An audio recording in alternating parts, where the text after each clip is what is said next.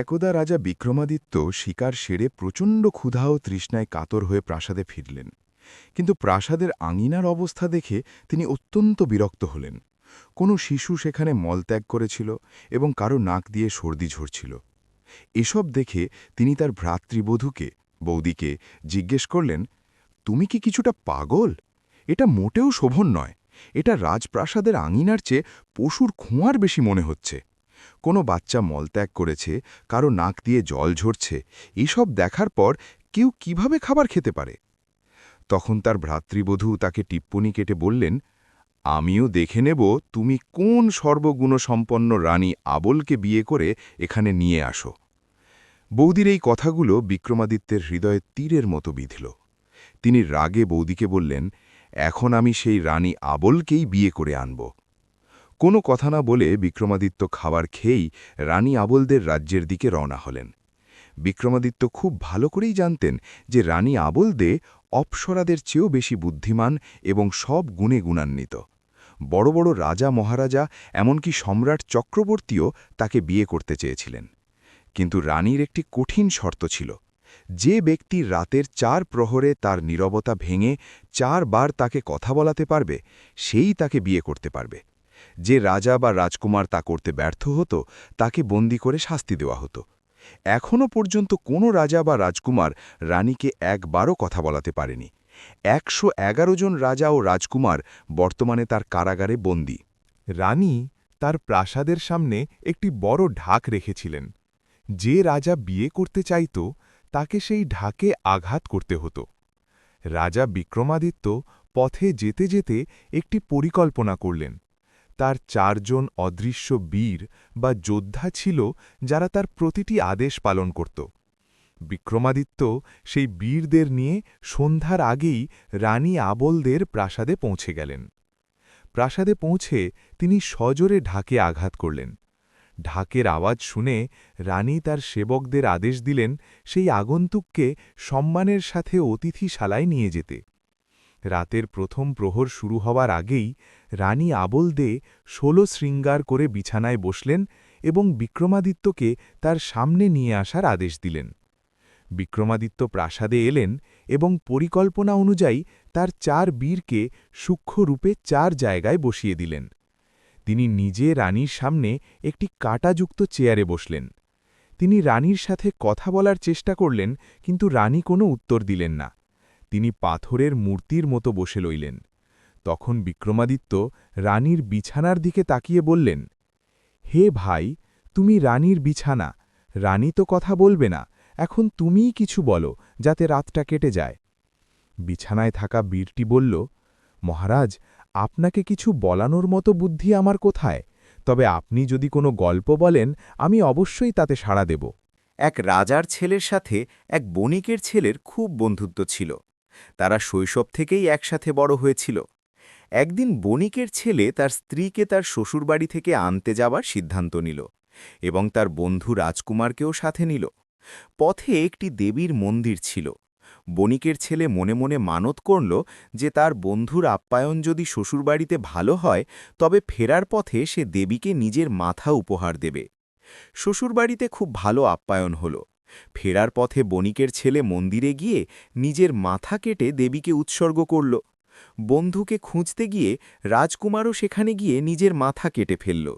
শেষে বণিকের স্ত্রী চন্দ্রকলা সেখানে এসে দুজনকে মৃত দেখে নিজেও আত্মাহুতি দিতে গেল। তখন দেবী প্রকট হয়ে তাদের জীবন দান করতে চাইলেন এবং চন্দ্রকলাকে বললেন মাথা দুটো ধড়ের ওপর বসিয়ে দিতে। কিন্তু তাড়াহুড়োয় চন্দ্রকলা বণিকের মাথা রাজকুমারের ধরে আর রাজকুমারের মাথা বণিকের ধরে বসিয়ে দিল। এখন বলো, চন্দ্রকলা কার স্ত্রী হবে? বিছানা উত্তর না দিয়ে বলল, আমি তো জড় বস্তু, আমি কিভাবে উত্তর দেব? রানী তো আমাকে কোনোদিন ঝাড়ে না, ধুলো জমে থাকে। এটা শুনে রানী আবলদে রেগে গিয়ে কথা বলে উঠলেন, ওরে মিথ্যেবাদী বিছানা, আমি তোকে রোজ ঝাড়ি এবং নতুন চাদর পাতি, তুই বিদেশীর কাছে আমার নিন্দে করছিস? রানী এরপর বিক্রমাদিত্যকে বললেন, মহারাজ, যার মস্তক অর্থাৎ মাথা তার স্বামীর, সেই তার আসল স্বামী, কারণ মস্তকই শরীরের প্রধান অংশ। রানীর মুখ থেকে কথা বেরোতেই বিক্রমাদিত্য ঢাকিকে ঢাক বাজাতে বললেন। প্রথম প্রহর সফল হল। বিক্রমাদিত্য আবার পাথরের মতো শান্ত হয়ে বসে পড়লেন। এরপর তিনি রানীর জলের পাত্রের কাছে থাকা বীরকে ডেকে বললেন, ভাই, এবার তুমি কিছু বলো। এমন কিছু বলো যাতে রাতটা কেটে যায়।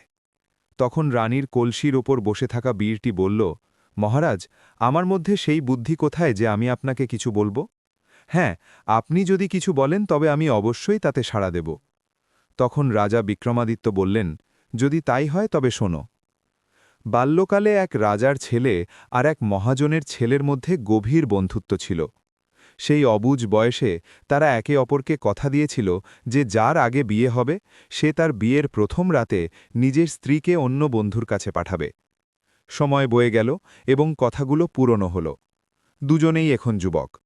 মহাজন তার ছেলে মাধবের বিয়ে এক রূপবতী, সুশীল এবং গুণবতী মেয়ের সাথে দিল। বাসর রাতে ষোলো শৃঙ্গার করে মোহিনী বাসর ঘরে বসে তার স্বামীর জন্য অপেক্ষা করছিল।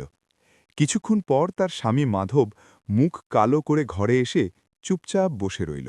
স্বামীর শুকনো মুখ দেখে মোহিনী বুঝল যে নিশ্চয়ই কোনো সমস্যা আছে। সে বলল, কি ব্যাপার নাথ, আপনি কি আমার ওপর রাগ করেছেন? আমাকে কি আপনার পছন্দ হয়নি মাধব? মাধব বলল, না প্রিয়, এমন কোনো কথা নেই। মোহিনী বলল, তবে কি ব্যাপার, আমার বাড়ির লোকজন কি লেনদেনে কোনো ত্রুটি রেখেছে, নাকি আপনার বাড়ির লোক আপনাকে ভালোভাবে অভ্যর্থনা করেনি? মাধব বলল, না না, সে কোনো ব্যাপারই নয়। নববিবাহিতা মোহিনী বলল, তবে কি এমন কথা যা আপনি আমাকে বলতে দ্বিধা করছেন? আমি আপনার সাথে বিবাহ বন্ধনে আবদ্ধ হয়েছি। আমি আপনার অর্ধাঙ্গিনী। আপনার সুখ দুঃখ এখন আমারও, তাই আপনার মনে যা আছে আমায় বলতে পারেন। মাধব লজ্জিত হয়ে নিচু স্বরে শৈশবের সেই অবুঝ প্রতিজ্ঞার কথা বলল, আমি আমার বন্ধু রাজকুমার হর্ষবর্ধনকে এক কথা দিয়েছিলাম যা আমি ভাঙতেও পারছি না, আবার পালনও করতে পারছি না। মোহিনী বলল, আপনি কি কথা দিয়েছেন তা আমাকে বলতে পারেন? মাধব বলল, এমন এক কথা যা আমি আপনাকে বলতে পারছি না, আমিও দ্বিধা করছি। মোহিনী বলল, প্রতিজ্ঞা যাই হোক না কেন, আপনি কোনো সংকোচ ছাড়াই আমাকে বলতে পারেন। আমি আপনার কথা রক্ষায় পূর্ণ সহযোগিতা করব। এর জন্যে যদি আমাকে প্রাণও দিতে হয় তবে আমি হাসি মুখে দেব। মাধব বলল, আমরা দুই বন্ধু একে অপরকে কথা দিয়েছিলাম যে যার আগে বিয়ে হবে সে তার বিয়ের প্রথম রাতে স্ত্রীকে বন্ধুর কাছে পাঠাবে। এখন যদি আমি কথা না রাখি তবে বন্ধুর সাথে বিশ্বাসঘাতকতা হবে, আর যদি রাখি তবে তোমার সম্মানহানি হবে। আমি তোমাকে প্রতিজ্ঞা রক্ষার জন্যেই বলছি। মোহিনী সব শোনার পর কিছুক্ষণ চিন্তা করে বলল, হে প্রভু, আপনি কোনো চিন্তা করবেন না, শুধু আমাকে অনুমতি দিন। আমি আপনার প্রতিজ্ঞাও রক্ষা করব এবং নিজের ধর্ম ও সম্মানও রক্ষা করব। মোহিনীর কথায় মাধবের মনের ভার হালকা হল। সে মোহিনীকে রাজকুমার হর্ষবর্ধনের কাছে যাওয়ার অনুমতি দিল। মোহিনী ১৬ শৃঙ্গার করে এবং ঝমঝম আওয়াজ করা নূপুর পরে রাজকুমার হর্ষবর্ধনের প্রাসাদের দিকে রওনা হল। পথে কিছু চোর ওত পেতে বসেছিল। যখন তারা গয়নায় মোড়া এক নারীকে আসতে দেখল, তাদের চোখ চকচক করে উঠল। তারা মোহিনীকে লুট করার উদ্দেশ্যে আটকাল এবং ভয় দেখিয়ে বলল, চুপচাপ তোমার সব গয়না খুলে আমাদের দিয়ে দাও, না হলে আমরা তোমাকে মেরে ফেলব। মোহিনী হাত জোর করে বলল, দয়া করে আমাকে এখন যেতে দিন, আমি খুব জরুরি এক কাজে যাচ্ছি, যার জন্য আমার শরীরে এই গয়নাগুলো থাকা খুব প্রয়োজন। আমি কথা দিচ্ছি যে যখন আমি ফিরে আসব আমি নিজে থেকে সব গয়না খুলে আপনাদের দিয়ে দেব। আমি আপনাদের দেওয়া কথা অবশ্যই রাখব। কিছুক্ষণ চিন্তা করার পর চোররা তাকে যেতে দিল। মোহিনী শীঘ্রই রাজকুমার হর্ষবর্ধনের প্রাসাদের সিঁড়ি বেয়ে তার ঘরের সামনে পৌঁছাল। নিজের বিয়ের প্রথম রাতে সে অন্য পুরুষের ঘরে যাচ্ছিল। তার মনে শুধু একটাই চিন্তা ছিল, কোনোভাবে স্বামীর সম্মান আর নিজের লজ্জা রক্ষা করা। সে হর্ষবর্ধনের ঘরে ঢুকল। রাজকুমার হর্ষবর্ধন তার বিছানায় গভীর ঘুমে ছিল।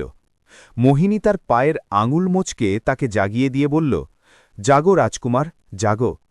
রাজকুমার হর্ষবর্ধন ভয় পেয়ে উঠে বসল। সামনে অপ্সরার মতো সুন্দর এক নারীকে দেখে সে চমকে গেল এবং ভাবল যেন সে কোনো স্বপ্ন দেখছে। বারবার চোখ ঘষার পর সে দেখল এটা স্বপ্ন নয়, বরং বাস্তবতা। সত্যি এক রূপবতী নারী তার সামনে দাঁড়িয়ে আছে। সে খুব নম্রভাবে জিজ্ঞেস করল, হে দেবী, আপনি কে, আর আপনি কোথা থেকে এসেছেন? রাতের এই সময়ে আমার শোবার ঘরে আসার উদ্দেশ্য কি? তখন মোহিনী বলল, আমি মোহিনী, আপনার বন্ধু মাধবের নববিবাহিতা স্ত্রী এবং আমি আপনার দেওয়া প্রতিজ্ঞা পূর্ণ করতে এখানে এসেছি। হর্ষবর্ধন বলল, কেমন প্রতিজ্ঞা? মোহিনী শৈশবের সেই বন্ধুত্বের প্রতিজ্ঞার কথা বলল, যে যার আগে বিয়ে হবে সে তার স্ত্রীকে বন্ধুর কাছে পাঠাবে। সবকিছু শোনার পর রাজকুমার হর্ষবর্ধন একদম স্তম্ভিত হয়ে গেল। সে যখন চিন্তা করল তার সব কিছু মনে পড়ল এবং সে খুব লজ্জিত বোধ করল। সে হাত জোড় করে বলল, হে দেবী, আমায় ক্ষমা করুন। আমরা অবুঝের মতো একে অপরকে কথা দিয়েছিলাম। এটা কোনো প্রতিজ্ঞা নয়, আমাদের শৈশবের বোকামি ছিল। বন্ধুর স্ত্রী আমার কাছে বৌদি, আর বৌদি মা বা বোনের মতো হয়। আমি আমার শৈশবের এই বোকামির জন্য খুব লজ্জিত। আজ থেকেই আমি আপনাকে আমার ধর্মবোন বানালাম। এই বলে রাজকুমার হর্ষবর্ধন মোহিনীকে চুনরি এবং হীরা উপহার দিল। মোহিনীকে এক থালা মুক্ত দিয়ে সে বিদায় দিল। মোহিনী নিজের বাড়ির দিকে রওনা হল। পথে সেই চোরগুলো তার জন্য অপেক্ষা করছিল। নূপুরের আওয়াজ শুনে তারা দেখতে চাইল যে মোহিনী সাথে কোনো সৈন্য নিয়ে আসছে কিনা। যখন তারা নিশ্চিত হল যে সে একাই আসছে, তারা নিজেদের মধ্যে আলোচনা করে বলল, আরে ভাই, এই নারী তো সত্যিই কথার দাম জানে। ইতিমধ্যে মোহিনী তাদের কাছে পৌঁছাল এবং রাজকুমার হর্ষবর্ধনের দেওয়া উপহার অর্থাৎ হীরামুক্তর থালাটি দিয়ে বলল, এটাও রাখুন, এটা আপনাদের ভাগ্যেই ছিল। দাঁড়ান, আমি আমার সব গয়না খুলে আপনাদের দিচ্ছি। এই বলে সে গয়না খুলতে শুরু করল। চোরদের বিস্ময়ের সীমা রইল না। তারা তাকে থামিয়ে বলল, দাঁড়ান, আগে আপনি আমাদের বলুন, আপনি কোথায় গিয়েছিলেন এবং এই হীরামুক্তর থালা কোথা থেকে পেলেন? তখন মোহিনী তাদের পুরো গল্পটি শোনাল। পুরো গল্প বিস্তারিত শোনার পর চোররা হাত জোড় করে বলল, হে দেবী, আপনি ধন্য যে নিজের সম্মানের পরোয়া না করে স্বামীর সম্মান বাঁচাতে আপনি এত বড় পদক্ষেপ নিয়েছেন। আমরাও আপনার মতো চরিত্রবান নারীকে আমাদের বোন বানাতে চাই। আপনি কি আমাদের মতো পাপীদের ভাই হিসেবে গ্রহণ করার সম্মান দেবেন?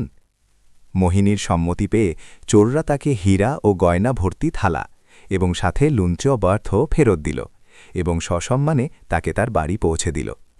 এই গল্প শেষ করে রাজা বিক্রমাদিত্য রানীর কলসীকে পাত্রকে বললেন, বলতো কার ত্যাগ সবচেয়ে বড়, চোরদের নাকি রাজকুমার হর্ষবর্ধনের? কলসির ওপর থাকা বীরটি বলল, মহারাজ, আমার মধ্যে সেই বুদ্ধি কোথায় যে আমি বলবো কার ত্যাগ বড়? ত্যাগ বড় হোক বা ছোট, আমি তো কোনায় পড়ে থাকা এক সাধারণ কলসি মাত্র। কেউ আমার জল খায় না, কেউ পরিষ্কার করে না, কেউ জল পাল্টায় না। তাই মহারাজ, আমায় ক্ষমা করুন, আমি আপনার এই ধাঁধার সমাধান করতে পারব না। কলসির কথা শুনে রানী রেগে আগুন হয়ে গেলেন এবং বললেন, ওরে কলসি, এটা তো তোর শয়তানি। আমি তোকে রোজ পরিষ্কার করি, রোজ জল পাল্টাই।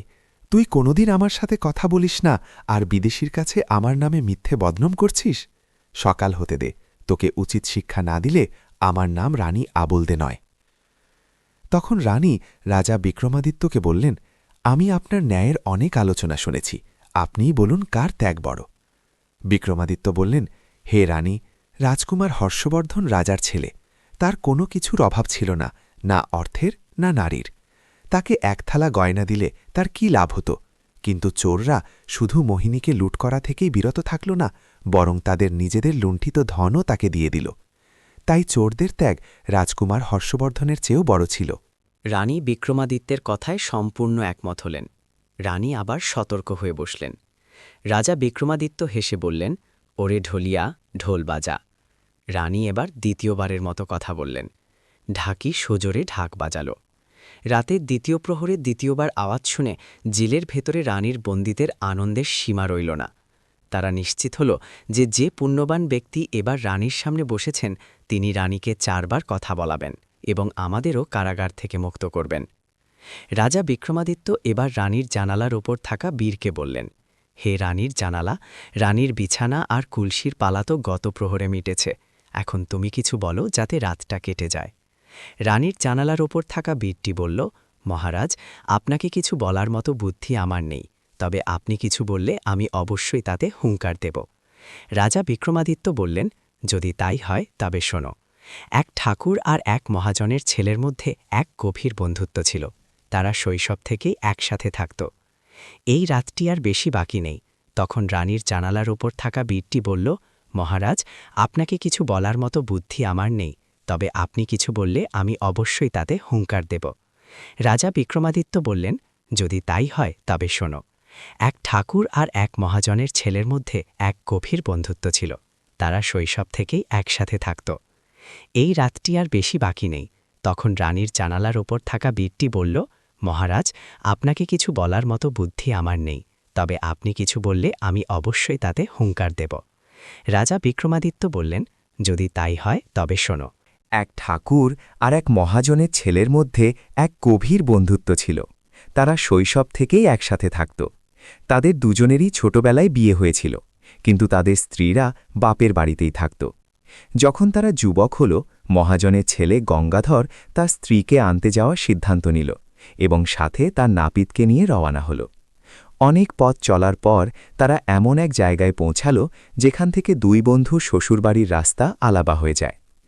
গঙ্গাধর আর ঠাকুরের ছেলে বিষ্ণুদত্ত একে অপরকে বলল যে আগে ফিরবে সে যেন এই জায়গায় অন্যের জন্য অপেক্ষা করে। এই বলে দুই বন্ধু বিদায় নিল। গঙ্গাধর যখন তার নাপিতকে নিয়ে শ্বশুরবাড়ি পৌঁছাল, তখন বাড়ির এক বৃদ্ধা অন্যদের পরামর্শ দিল যে এই নাপিতের যেন খুব ভালো যত্ন নেওয়া হয়, কারণ সে গ্রামে গিয়ে প্রশংসা করলে তাদের মেয়ের মান সম্মান বাড়বে। এই ভেবে বাড়ির লোকেরা জামাইয়ের চেয়ে নাপিতের ছেলের বেশি খাতির করতে লাগল। খাবার দেওয়া, বিছানা করা বা পাখা চালানো সব জায়গাতেই তারা নাপিতের ছেলেকে আগে জিজ্ঞেস করত। এই বিষয়টি গঙ্গাধরকে খুব কষ্ট দিল। যখন সে দেখল তার গুরুত্ব কমে যাচ্ছে, সে তাড়াতাড়ি বাড়ি ফেরার জন্য ব্যস্ত হয়ে পড়ল। 2-3 দিন পর তার শ্বশুরবাড়ির লোকেরা তাকে সসম্মানে একটি ঘোড়ার গাড়ি দিল এবং মেয়ে অম্বিকাকে তার সাথে বিদায় জানাল। পথে যেতে যেতে নাপিত তার শ্বশুরবাড়ির প্রশংসা করে বলল যে তারা জামাইয়ের চেয়ে তাকেই বেশি সম্মান দিয়েছে। নাপিতের এই কথাগুলো গঙ্গাধরের রাগের আগুনে ঘি ঢালল। সে এমনিতেই রেগেছিল, এই কথায় আরও উত্তেজিত হয়ে পড়ল। সে তার স্ত্রী অম্বিকা আর নাপিতকে মাঝপথে ফেলে রেখে একাই নিজের বাড়ির দিকে রওনা হল। নববিবাহিতা অম্বিকা অসহায়ভাবে তার দিকে তাকিয়ে রইল। গঙ্গাধর চলে যাওয়ার পর নাপিতও সুযোগ বুঝে নিজের গ্রামের পথ ধরল। অম্বিকার ওপর যেন দুঃখের পাহাড় ভেঙে পড়ল। সে করুণ হৃদয়ে সাহস সঞ্চয় করে নিজেই ঘোড়ার গাড়িটি ঘুরিয়ে বাড়ির দিকে যাওয়ার চেষ্টা করল, কিন্তু পথ হারিয়ে সে অন্য এক শহরে পৌঁছে গেল।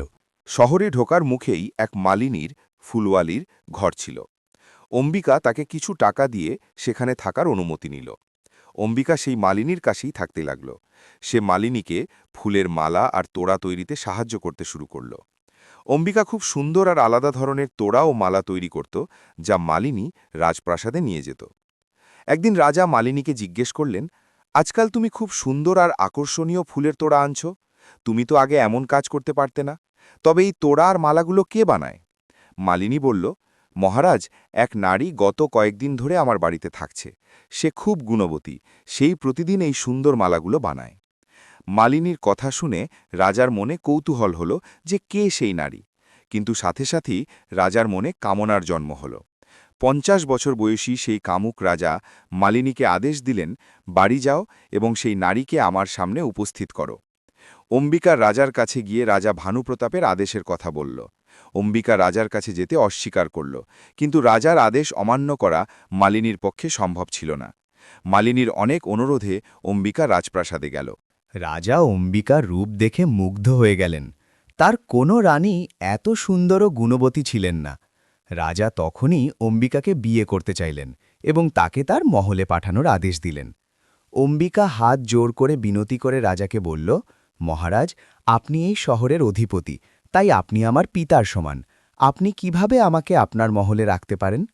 রাজা ভানুপ্রতাপ বললেন, তুমি আমাদের শহরের নও, তাই আমি তোমার পিতা হতে পারি না, তোমাকে আমার মহলেই থাকতে হবে। অনেক বোঝানোর পরেও যখন রাজা রাজি হলেন না, তখন অম্বিকা বলল, মহারাজ, আমি এক বিবাহিতা নারী, আমার স্বামী আমাকে ত্যাগ করেছেন। আপনি যদি আমার সাথে থাকেন তবে আপনার পাপ হবে। দয়া করে আমাকে 6 মাসের সময় দিন। এই সময়ের মধ্যে যদি আমার স্বামী আমাকে নিতে না আসেন, তবে আমি নিজেকে অবিবাহিত মেনে নিয়ে আপনার মহলে আসব। রাজা তাকে 6 মাসের সময় দিলেন, কিন্তু শহরের বাইরে এক নির্জন প্রাসাদে তাকে নজরবন্দি করে রাখলেন। অম্বিকা প্রতিদিন জানালার ধারে বসে পথের দিকে তাকিয়ে থাকত, যাতে বাপের বাড়ি বা শ্বশুরবাড়ির কেউ গেলে সে খবর পাঠাতে পারে। অন্যদিকে ঠাকুর বিষ্ণুদত্ত নিজের স্ত্রীকে নিয়ে নির্দিষ্ট জায়গায় বন্ধুর জন্য অপেক্ষা করছিল। যখন গঙ্গাধর একাই সেখানে পৌঁছাল, বিষ্ণুদত্ত তাকে একলা দেখে জিজ্ঞেস করল, হে বন্ধু, তুমি একা আসছ কেন? আমার বৌদি কোথায়? গঙ্গাধর তখন পুরো ঘটনা খুলে বলল। সব শুনে বিষ্ণুদত্ত রেগে গিয়ে বলল, ছি বন্ধু, অন্যের অপরাধের শাস্তি তুমি তোমার নির্দোষ চিকে দিলে। তার বাড়ির লোকেরা যদি নাপিতকে বেশি খাতির করে থাকে, তবে তাতে বৌদির কি দোষ? কেউ কি এমন সামান্য কারণে স্ত্রীকে ত্যাগ করে? আমাদের এখনই ফিরে গিয়ে বৌদিকে নিয়ে আসা উচিত। গঙ্গাধর নিজের ভুল বুঝতে পারল। বিষ্ণুদত্ত তার স্ত্রীকে এক গ্রামে রেখে গঙ্গাধরকে সাথে নিয়ে অম্বিকার খোঁজে বের হল। খুঁজতে খুঁজতে তারা সেই শহরেই পৌঁছে গেল। অম্বিকা জানালা দিয়ে তাদের আসতে দেখে চিনতে পারল এবং সেবকদের মাধ্যমে তাদের প্রাসাদে ডেকে নিল। প্রাসাদে পৌঁছে বিষ্ণুদত্ত অম্বিকাকে বলল, বৌদি, রাগের মাথায় আমার বন্ধু আপনাকে ফেলে রেখে অপরাধ করেছে। ও নিজের কাজের জন্য লজ্জিত। আপনি পুরনো শখ ভুলে আমাদের সাথে বাড়ি চলুন। তখন অম্বিকা তাদের সাথে ঘটা সব ঘটনা বিস্তারিত বলল এবং জানাল যে আগে রাজার অনুমতি নিতে হবে। তারা রাজার কাছে গেল এবং অম্বিকা আজাকে বলল যে তার স্বামী তাকে নিতে এসেছে। রাজা নিজের কথা রাখলেন এবং অম্বিকাকে তার স্বামীর সাথে যাওয়ার অনুমতি দিলেন। তারা সবাই মিলে সুখে শান্তিতে থাকতে লাগল। এই গল্প বলে রাজা বিক্রমাদিত্য জানালার ওপর বসা বীরকে জিজ্ঞেস করলেন, বলো তো জানালার বীর, গঙ্গাধর আর অম্বিকার মধ্যে কে বেশি মহান ছিল? জানালা বলল, মহারাজ, আমার ওপর কত বছরের ধুলো জমে আছে। আমাকে কোনোদিন পরিষ্কার করা হয়নি বা রং করা হয়নি। আমার মধ্যে সেই বুদ্ধি কোথায় যে বলবো কে বেশি মহান? জানালার কথা শুনে রানী আবোল দিয়ে আবার নিজেকে নিয়ন্ত্রণ করতে পারলেন না। তিনি রাগে ফেটে পড়ে বললেন, ওরে জানালা, এটা তোর শয়তানি। আমি তো তোকে রোজ পরিষ্কার করাই এবং প্রতি 6 মাস অন্তর নতুন রং করাই। তুই কোনো দিন আমার সাথে কথা বলিস না, আর এখন বিদেশের লোকের সামনে আমার বদনাম করছিস। সকাল হতে দে, তোকে উচিত শিক্ষা দেব। এরপর রানী রাজা বিক্রমাদিত্যকে বললেন, মহারাজ, গঙ্গাধরের মধ্যে কোনো মহানুভবতা ছিল না। সে তার নির্দোষ স্ত্রীতে ত্যাগ করেছিল। অম্বিকাই মহান ছিলেন, কারণ রানী হওয়ার সুযোগ থাকা সত্ত্বেও তিনি স্বামীর প্রতি কর্তব্য এবং নিজের ধর্মে অটল ছিলেন। এমন নারী শুধু মহানই নন, পূজনীয়ও বটে। রাজা বিক্রমাদিত্য মুচকি হেসে বললেন, তুমি একদম ঠিক বলেছ রানী, আমি তোমার ওপর খুব খুশি হলাম। তারপর বিক্রমাদিত্য ধাকিকে বললেন, ওরে ঢোলিয়া, ঢোল বাজা। তৃতীয় প্রহর শেষ হল। রাতের তৃতীয় প্রহরে তৃতীয়বার আওয়াজ শুনে জেলের বন্দীরা আনন্দে নাচতে আর গান গাইতে লাগল। তারা নিশ্চিত হল যে তাদের মুক্তির আর মাত্র 1 প্রহর বাকি। এদিকে রানীও একদম সতর্ক হয়ে বসলেন। তিনি মনে মনে ঠিক করলেন যে যাই হয়ে যাক না কেন, চতুর্থবার তিনি কোনোভাবেই মুখ খুলবেন না। রাজা বিক্রমাদিত্য বললেন, ভাই, রাতের 3 প্রহর তো খুব ভালোভাবে কেটে গেল। এবার তুমি কিছু বলো যাতে এই শেষ প্রহরটাও কেটে যায়। এবার রাজা রানীর হাড়ের নেকলেসের ওপর থাকা বীরকে উদ্দেশ্য করে কথা বলতে শুরু করলেন। বীরটি বলল, মহারাজ, আমার মধ্যে সেই বুদ্ধি নেই যে কিছু বলবো, তবে আপনি বললে আমি অবশ্যই হুঙ্কার দেব। রাজা বললেন, ঠিক আছে। 4 বন্ধু ছিল, 1 ব্রাহ্মণ, 1 ছুতর, কাঠুরে, 1 দর্জি এবং 1 স্বর্ণকার। একদিন তারা 4 জন আলোচনার পর ধন সম্পদের খোঁজে বের হল। সন্ধে হলে তারা এক জায়গায় থামল এবং রাত কাটানোর সিদ্ধান্ত নিল। যেহেতু এলাকাটি নির্জন ছিল, তাই ঠিক হল যে সবাই 1-1 প্রহরে পাহারা দেবে। প্রথমে ছুতরের ছেলের পাহারার পালা এলো। বাকি 3 জন ঘুমিয়ে পড়ল এবং সে পাহারায় বসল। বসে থাকতে থাকতে সে দেখল কাছেই এক বড় কাঠের টুকরো পড়ে আছে। সে ভাবল ঘুম তাড়ানোর জন্য কিছু একটা বানানো যাক। সে তার সরঞ্জাম বের করে সেই কাঠের টুকরোটিকে খোদাই করতে শুরু করল। প্রথম প্রহরের শেষে সে ওই কাঠটিকে এক সুন্দরী নারীর মূর্তিতে রূপ দিল এবং দর্জির ছেলেকে জাগিয়ে নিজে শুয়ে পড়ল। দর্জির ছেলে পাহারা দিতে বসে দেখল সামনে কেউ দাঁড়িয়ে আছে। কাছে গিয়ে দেখল একটি কাঠের মূর্তি। সে মনে মনে ভাবল, ছুতরের ছেলে কি দারুণ কাজ করেছে, কিন্তু আমিও কারো চেয়ে কম নই। সে তার ব্যাগ থেকে কাপড়, সূচ আর সুতো বের করল এবং দ্বিতীয় প্রহরের শেষে এক সুন্দর পোশাক বানিয়ে ওই মূর্তিকে পরিয়ে দিল এবং হাতে চুড়িও পরিয়ে দিল। এবার স্বর্ণকারের পাহারার পালা। দর্জির ছেলে তাকে জাগিয়ে শুয়ে পড়ল। ঘুম তাড়াতে স্বর্ণকার চোখে ঠান্ডা জল দিয়ে পাহারায় বসল। তখন তার চোখ ওই নারীর ওপর পড়ল। সে স্তব্ধ হয়ে ভাবল, বনের মধ্যে এত রাতে এই নারী কোথা থেকে এলো? সে তাকে ডাকল, কিন্তু কোনো সাড়া পেল না। কৌতূহলবশত কাছে গিয়ে দেখল এটি নারী নয়, একটি মূর্তি। স্বর্ণকার বুঝল এটা দর্জির কাজ। সে নিজেকে বলল, আমিও কারো চেয়ে কম নই। সে তার সরঞ্জাম বের করল এবং তৃতীয় প্রহরের শেষে সুন্দর গয়না বানিয়ে মূর্তিকে পরিয়ে দিল। এবার ব্রাহ্মণের ছেলের পাহারার পালা। স্বর্ণকার তাকে জাগিয়ে শুয়ে পড়ল। ব্রাহ্মণ পাহারা দিতে বসে মূর্তির ওপর নজর পড়তেই অবাক হল। সেও ভাবল, নির্জন বনে এত রাতে এই নারী কোথা থেকে এলো। সে মূর্তির কাছে গিয়ে সব বুঝে ফেলল এবং মনে মনে বলল, সবাই মিলে আমার পরীক্ষা নিতে চায়। সে তার তন্ত্রমন্ত্রের সরঞ্জাম বের করল এবং চতুর্থ প্রহরের শেষে নিজের বিদ্যা দিয়ে ওই কাঠের মূর্তির মধ্যে প্রাণদান করল। সেই কাঠের মূর্তি এখন এক সুন্দরী মেয়ে হয়ে গেল। সকাল হলে বাকি 3 বন্ধুও উঠে পড়ল। সামনে এমন সুন্দরী মেয়ে দেখে তারা ব্রাহ্মণকে জিজ্ঞেস করলে সে সব জানালো এবং বলল, আমি আমার মন্ত্রের জোরে একে প্রাণ দিয়েছি, তাই আমি একে আমার স্ত্রী বানাবো। ছুতরের ছেলে বলল, না বন্ধু, আমি একে বানিয়েছি, তাই এর ওপর আমার অধিকার আছে। দর্জি বলল, আমি একে রেশমের পোশাক পরিয়েছি, তাই এর ওপর আমার অধিকার। স্বর্ণকার বলল, আমি একে দামি গয়না পরিয়েছি, তাই সে আমার স্ত্রী হবে। 4 জন নিজেদের মধ্যে ওই সুন্দরীর জন্য ঝগড়া শুরু করল। এত বড় গল্প বলার পর রাজা বিক্রমাদিত্য হারের ওপর থাকা বীরকে জিজ্ঞেস করলেন, বলো তো, রানীর হার ওই মেয়ের ওপর কার অধিকার সবচেয়ে বেশি? হারের ওপর থাকা বীরটি বলল, মহারাজ, আমি তো রানীর এক তুচ্ছ অবলম্বন মাত্র। রানী যখন ইচ্ছে পড়েন, আবার যখন ইচ্ছে ফেলে রাখেন। কার অধিকার বেশি তা বলার বুদ্ধি আমার নেই। রানী আবলদে বীরের কথা শুনে মনে মনে খুব রেগে গেলেন, কিন্তু রাগ চেপে চুপ করে রইলেন। বিক্রমাদিত্য দেখেন রানী কথা বলছেন না এবং চতুর্থ প্রহর শেষ হতে অল্প সময় বাকি। তখন তিনি বললেন, শোনো রানীর হার, ওই মেয়ের ওপর সবচেয়ে বড় অধিকার ওই ব্রাহ্মণের ছেলের, যে তাকে প্রাণ দিয়েছে। রাজার কথা শুনে হারের ওপর থাকা বীরটি বলল, ধন্য মহারাজ, কি চমৎকার বিচার আপনার, আপনার জয় হোক। বাকি 3 বীরও রাজা বিক্রমাদিত্যের জয়ধ্বনি দিতে লাগল। এসব শুনে রানী আবলদে আর রাগ চেপে রাখতে পারলেন না। তিনি চিৎকার করে বলে উঠলেন, ইতা কেমন ভুল বিচার! রাজা বিক্রমাদিত্য, আপনি তো ন্যায়প্রিয়, আপনার বিচারে ধিক্কার। জানি না কিভাবে আপনার এই বিচার সারা বিশ্বে বিখ্যাত হয়েছে। এই বিচার সম্পূর্ণ ধর্মের বিরুদ্ধে। রানী আরও বললেন, ব্রাহ্মণ ওই মূর্তিকে প্রাণ দিয়েছে, অর্থাৎ সে তাকে জন্ম দিয়েছে। সেই হিসেবে সে হল মেয়েটির পিতা। একজন পিতা কিভাবে তার মেয়েকে বিয়ে করতে পারে? এর চেয়ে জঘন্য কাজ আর কি হতে পারে? ধর্ম অনুযায়ী একজন নারী তারই স্ত্রী হতে পারে যে তাকে প্রথম পোশাক ও অলংকার দিয়ে সজ্জিত করেছে। দর্জির ছেলে তাকে প্রথম বস্ত্র ও চুড়ি পরিয়েছে, তাই ধর্ম অনুযায়ী ওই মেয়েটি দর্জিরই স্ত্রী হবে।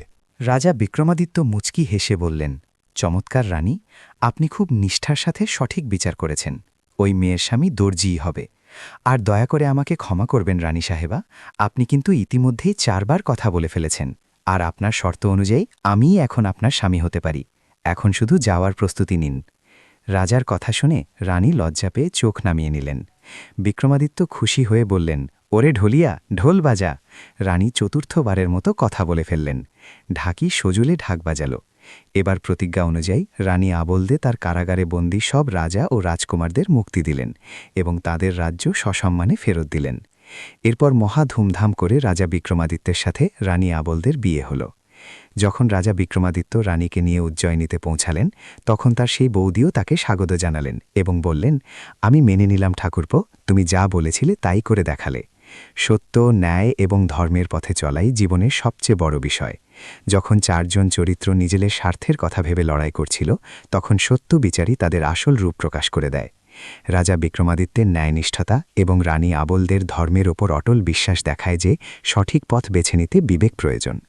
এই গল্প শেখায় যে সততা, প্রেম এবং সঠিক বিবেচনার মাধ্যমেই জীবনকে ভারসাম্যপূর্ণ করা সম্ভব। ঈশ্বরের বিচার সবসময় সঠিক হয়।